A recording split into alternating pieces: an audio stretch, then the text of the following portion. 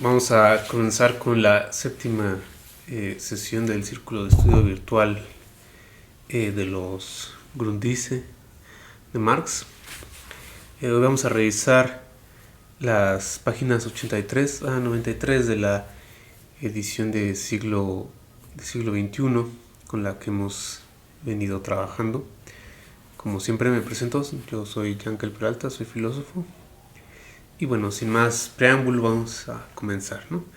La sesión pasada vimos 4 especificaciones de la contradicción entre valor de cambio y valor de uso, ¿no? Y vimos también algunos rasgos del control que la capa mercantil tiene sobre la banca. Y finalmente vimos una crítica más pormenorizada al bono horario de Darimon, ¿no? Hoy vamos a tocar un tema, diríamos, más filosófico, pero también más popular, ¿no? Y característico de la teoría marxiana. Me estoy refiriendo, por supuesto, a la teoría de la enajenación, ¿no? De las relaciones sociales.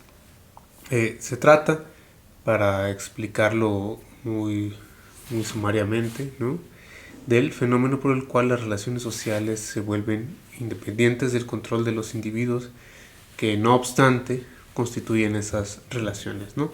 Tal fenómeno social, les dice Marx, distintivo de las relaciones de cambio mercantil capitalistas, ¿no? Y es tal enajenación la que es fomentada por el desarrollo intensivo y extensivo del valor de cambio, ¿no? Consecuentemente, cualquier tipo de dinero habría de presuponer dicha enajenación, incluida la propuesta monetaria de Darimon, ¿no? O propuestas del mismo tipo, ¿no? En este sentido, es por lo tanto, o sería por lo tanto, un error por parte de Darimon creer que una forma dineraria específica será capaz de superar las dificultades concomitantes a la forma del valor de cambio en cuanto tal, ¿no? Veamos entonces con mayor detalle en qué consiste. Marx presenta aquí su teoría de la enajenación, diríamos, entreverada, ¿no?, en un contexto teórico, o con un contexto teórico más amplio relativo a un esquema de desarrollo histórico-social. De acuerdo con esto, existirían 3 etapas, ¿no?, del desarrollo social, concatenadas, pero lógicamente distinguibles entre sí, merced al tipo de relaciones sociales que cada una define, ¿no? La primera etapa es o sería la de las relaciones de dependencia personal. Se trataría según esto de un conjunto de formaciones sociales en las cuales la distribución social, ¿no?, la distribución social del trabajo y la riqueza, y bueno, ya sabemos lo que esto quiere decir, lo que el concepto de distribución quiere decir. Si no, pueden echarle un ojo al primer episodio de esta sesión, de este círculo. Bueno, esta distribución tendría lugar según criterios jerárquicos de distinción social y de dominio interpersonal, ¿no? Aquí podríamos pensar en la familia patriarcal, en el feudo, en la corporación, en el gremio, la tribu, ¿no? Pero también, por ejemplo, en la encomienda, para el caso de las relaciones coloniales de producción, ¿no?, las relaciones despótico-tributarias, como se les conoce, ¿no?, etc. La segunda etapa sería correlativa al modo capitalista de producción, ¿no? Se trataría de las relaciones de independencia personal basadas, no obstante, en la dependencia del intercambio mercantil y de su legalidad objetiva. Enseguida volveré sobre esto con más detalle, ¿no? Este es porque es aquí donde tiene lugar el fenómeno de la enajenación. Y finalmente, en tercer lugar, tendríamos las relaciones sociales fundadas tanto en la independencia personal como en la independencia respecto de las cosas, ¿no?, es decir, de la producción social. Marx la define así en la página 85. Cito: La libre individualidad, fundada en el desarrollo universal de los individuos y en la subordinación de su productividad colectiva social como patrimonio social, constituye el tercer estadio, ¿no? Nos explica Marx, hasta ahí Marx. Esta tercera etapa sería la misma a la que Marx alude con la idea de la libre asociación de hombres y mujeres, ¿no? Y quizás no sea muy arriesgado suponer que lo que está aquí en juego es la idea misma de socialismo, ¿no? Antes de regresar al punto, vale la pena señalar que, según Marx, esta tercera etapa tiene como supuesto el desarrollo de la segunda, ¿no? En tanto que es en virtud del desarrollo del mercado que se fomenta la libre individualidad y la socialización de la producción, ¿no? Ahora, si esto implica que todos los países deban de pasar por el capitalismo antes de volverse socialistas, pues es una tesis que se ha discutido mucho, pero que aquí no está del todo asentada, ¿no? Dejemos esto entonces para discutirlo más adelante, ¿no? Bueno, hablamos sobre la enajenación, ¿no? Que sería un fenómeno correlativo a la segunda etapa histórica de las relaciones sociales, ¿no?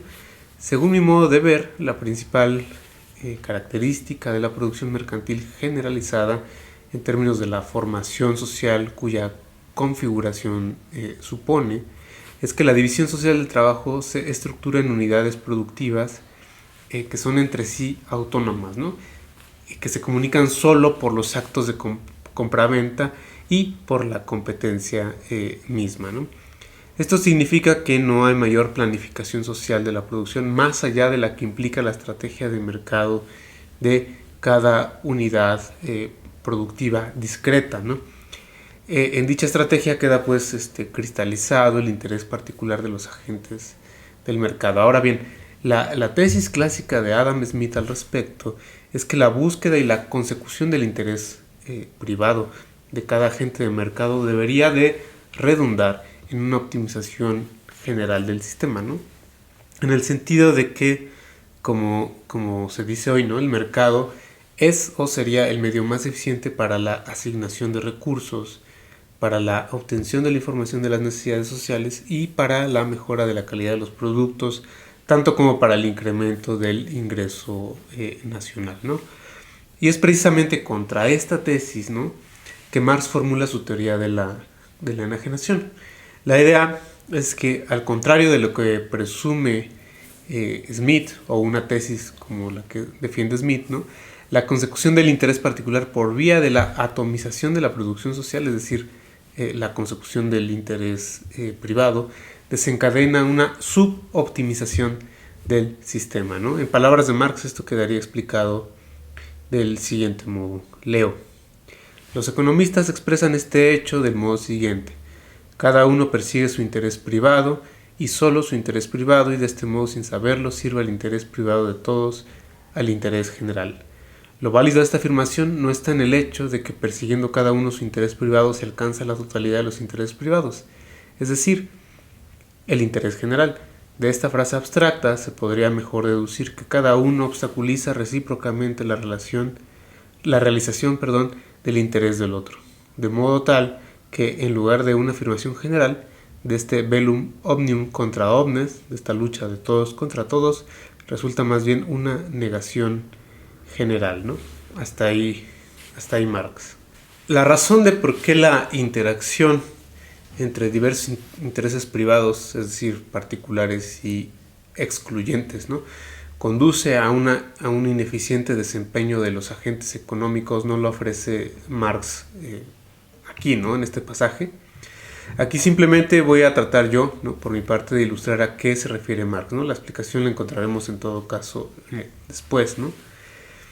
Como la producción mercantil capitalista se hace con miras a acaparar el mercado, ¿no?, el volumen de la producción, pues, no se define según la magnitud de la demanda del consumo social, ¿no?, sino solo según las necesidades de capitalización de cada empresa y del mercado de dinero, ¿no?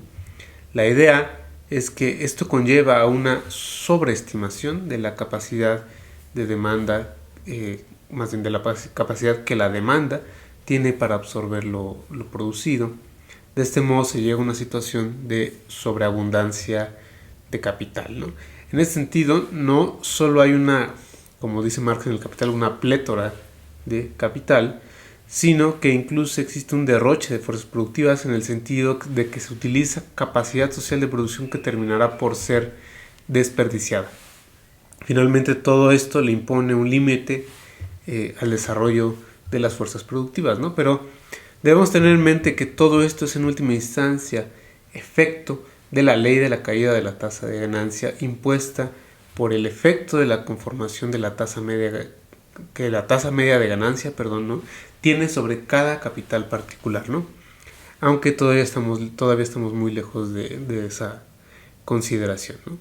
La peculiaridad de esta relación es que el efecto negativo que el todo tiene sobre cada uno de los elementos que lo componen, es causado precisamente por el intento de cada particular de contrarrestar en su beneficio la acción de los demás, ¿no?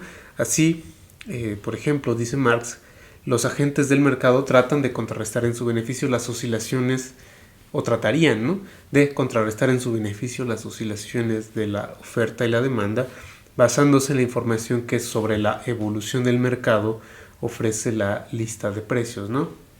Pero esta recopilación de información influye a su vez sobre la oferta y la demanda, de modo que la enajenación no podría quedar de este modo superada.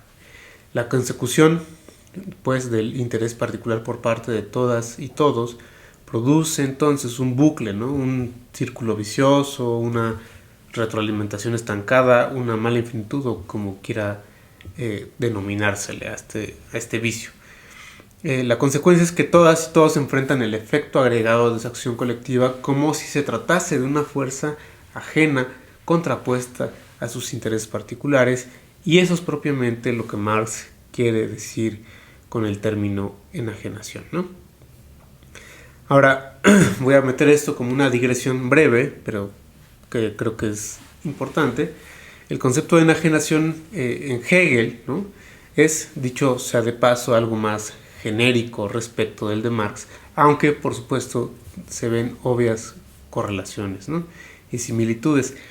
Hegel se refiere con este concepto a la exteriorización de la voluntad subjetiva por vía de la acción y de los efectos de esa acción en la sociedad, ¿no? De este modo, la enajenación, que aquí hay que entender en Hegel, pues, ¿no?, como exteriorización, no tiene para Hegel exclusivamente una connotación negativa, ¿no?, como sí la tiene muy claramente para Marx, ¿no?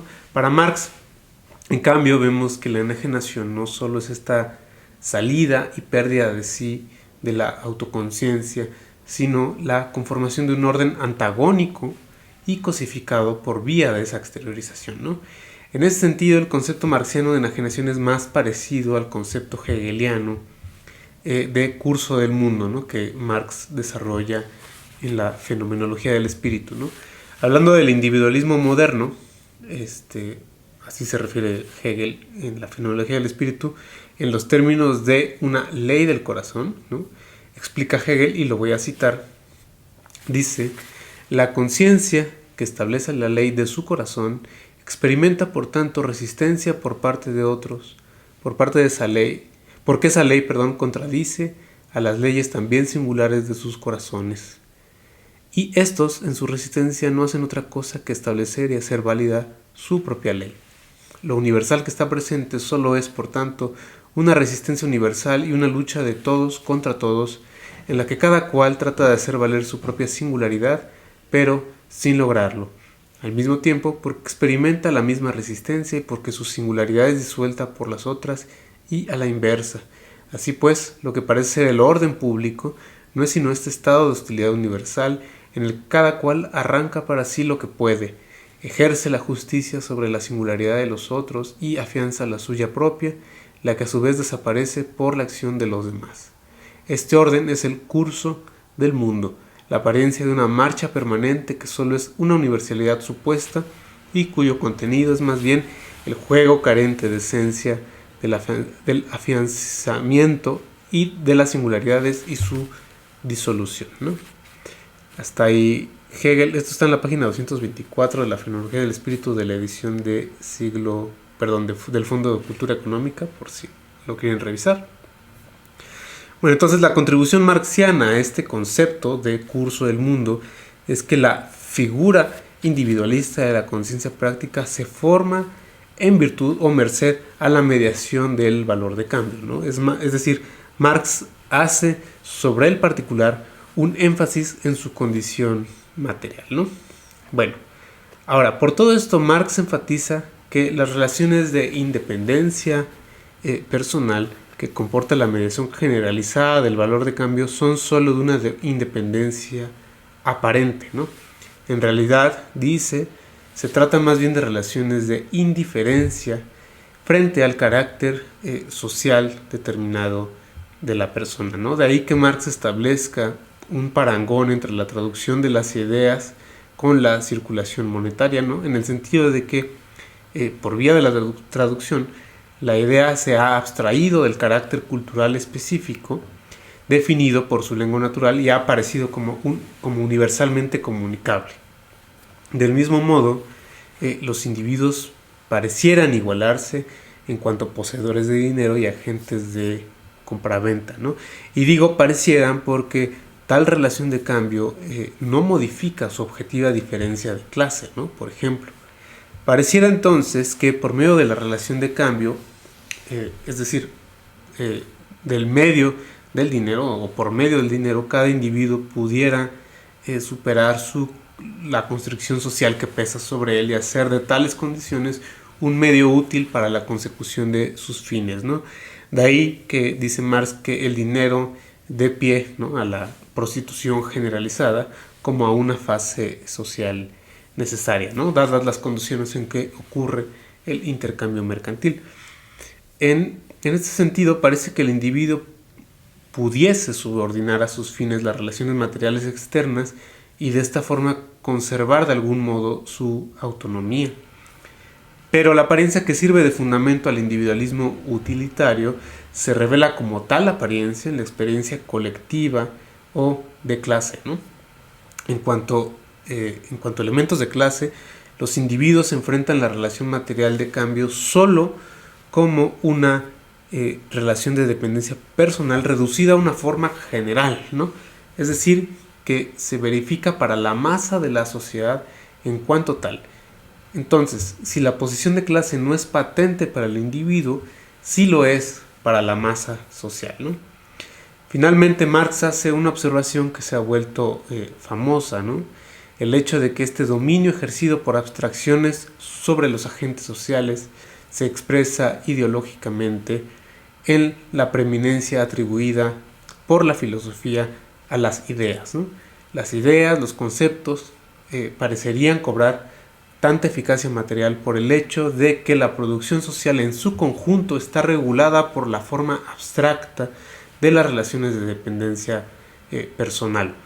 Como tal relación de dependencia pareciera ser solamente concebible teóricamente, aunque también sea en la realidad verificable para la experiencia de clase, pareciera también que existiera y fuese transformable como una entidad del puro pensamiento. De aquí es que cierto marxismo ha sacado la tesis o ha extraído la tesis de que, con la que yo no comulgo, ¿no?, de que la lógica de Hegel sería la lógica abstracta del capitalismo. Esta conclusión se me hace un poco excesiva, pero bueno, no es el lugar aquí para discutirla. Si quieren podemos luego hacer un video en especial sobre esa tesis, ¿no?, que es la que ha desarrollado la nueva dialéctica. Pero bueno, con eso terminamos este pasaje, el comentario de este pasaje, y nos vemos la próxima sesión para discutir las siguientes 10 páginas. Muchas gracias por ver y bueno, hasta luego.